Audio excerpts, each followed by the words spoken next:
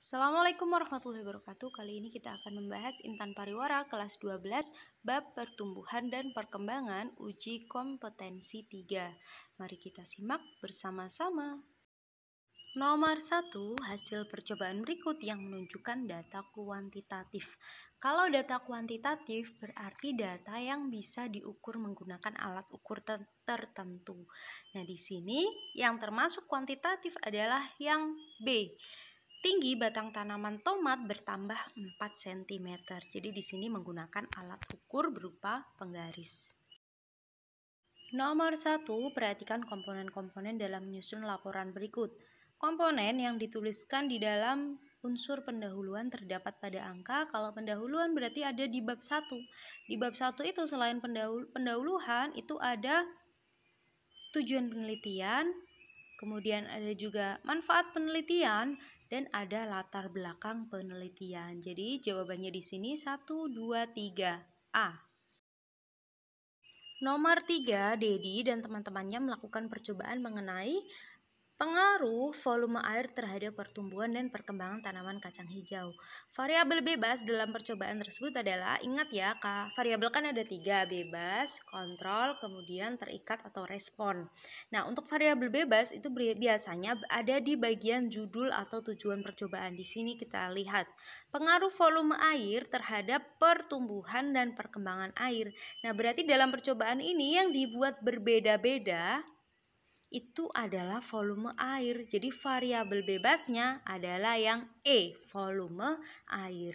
Lalu untuk yang terhadap pertumbuhan dan perkembangan tanaman hijau, berarti pertumbuhan dan perkembangan di sini kan yang akan kita lihat. Nah, ini berarti responnya atau variabel respon. Untuk variabel kontrol berarti selain volume air, bisa mungkin jenis tanamannya, pupuknya, intensitas cahaya, itu termasuk variabel kontrol. Nomor 4, perhatikan grafik hasil percobaan tentang pengaruh cahaya matahari terhadap laju pertumbuhan kecambah-kacang hijau berikut. Di situ kelihatan ya, di tempat yang gelap pertumbuhannya lebih cepat. Di hari ke-7 saja dia sudah bisa sampai sekitar 7 cm. Sedangkan di tempat yang terang di hari ke-7 hanya sampai 4 cm. Di sini dapat disimpulkan bahwasanya intensitas cahaya semakin rendah, pertumbuhan kecambah kacang hijau akan semakin cepat. Jadi kalau makin gelap makin cepat. Akibatnya di sini tanamannya akan mengalami etiolasi. Apa itu etiolasi? Dia tumbuh tinggi, cepat, tetapi batangnya mudah rapuh, patah. Kemudian daunnya juga berwarna kekuningan. Jadi di sini jawabannya adalah yang B. Nomor 5, pada suatu percobaan dilakukan penyemprotan hormon giberlin pada tanaman Wijaya Kusuma. Hipotesis yang tepat dalam percobaan tersebut adalah, jadi hipotesis di sini dugaan sementara terhadap percobaan atau praktikum yang kita lakukan. Nah, hipotesis di sini berarti yang paling tepat adalah yang E. Penyemprotan hormon giberelin akan mempercepat pembungaan pada tanaman Wijaya Kusuma. Sedangkan untuk yang D di sini, apakah hormon giberelin bla bla bla bla bla? Nah, ini berarti dia adalah perumusan masalah karena berupa kalimat tanya. Jadi jawabannya yang tepat adalah yang E. Nomor 6, perhatikan tabel pengamatan pengaruh suhu terhadap percepatan pertumbuhan kecambah biji kacang hijau. Nah, kesimpulan yang sesuai dari hasil percobaan tersebut adalah, dilihat ya, ketika suhunya 5 cm, 5 derajat Celcius, 15 derajat Celcius, dan 30 derajat Celcius. Nah, di situ kelihatan yang suhunya paling rendah, pertumbuhannya paling lambat, maksimal hanya sekitar 4 cm. Sedangkan yang 30 derajat Celcius bisa sampai 63 cm. Nah, berarti di sini suhu mempengaruhi proses, harusnya bukan proses perkecambahan di sini, harusnya proses percepatan pertumbuhan, tapi tidak ada pilihan lain. Jadi jawabannya tetap yang E. Nomor 7, Yunita memasukkan 5 biji kacang hijau ke tabung berisi air. Ia menambahkan sedikit minyak pada tabung tersebut. Setelah itu, ia menempatkan tabung di tempat yang redup. Ia menunggu selama 1 minggu. Tetapi biji kacang hijau tersebut tidak berkecambah. Biji tersebut tidak berkecambah karena sebenarnya kalau di sini kan ada 2 ya perlakuannya. Ada dikasih minyak dan juga di tempat yang redup. Sebenarnya di tempat yang redup itu tidak mempengaruhi perkecambahan.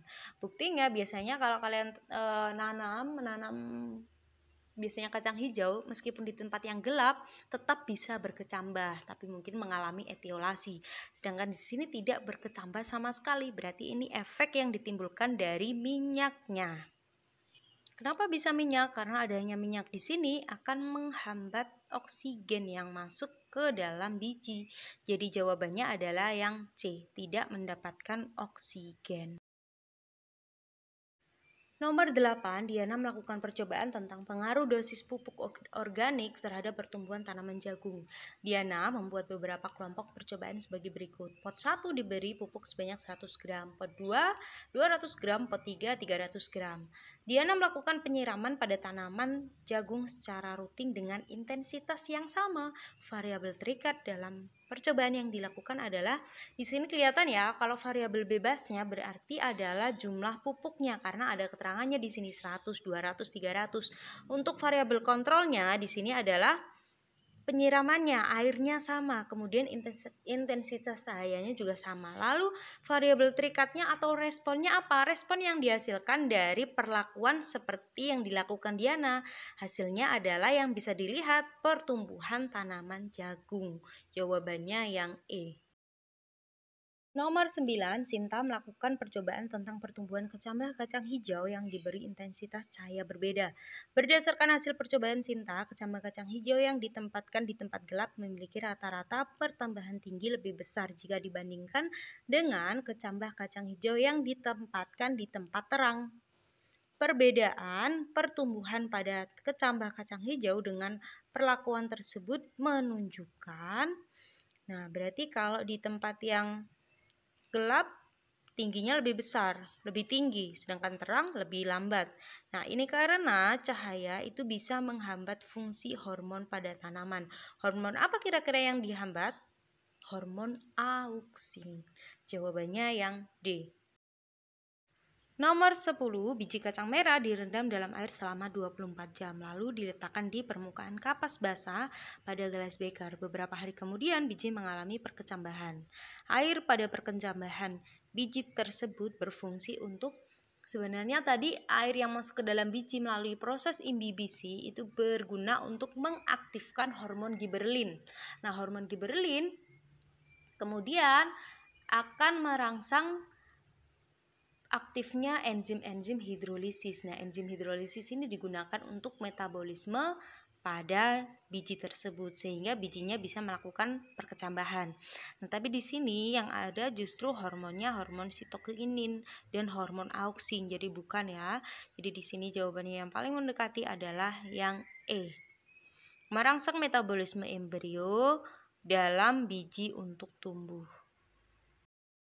Sekian pembahasan kita kali ini, semoga bermanfaat. Terima kasih. Wassalamualaikum warahmatullahi wabarakatuh.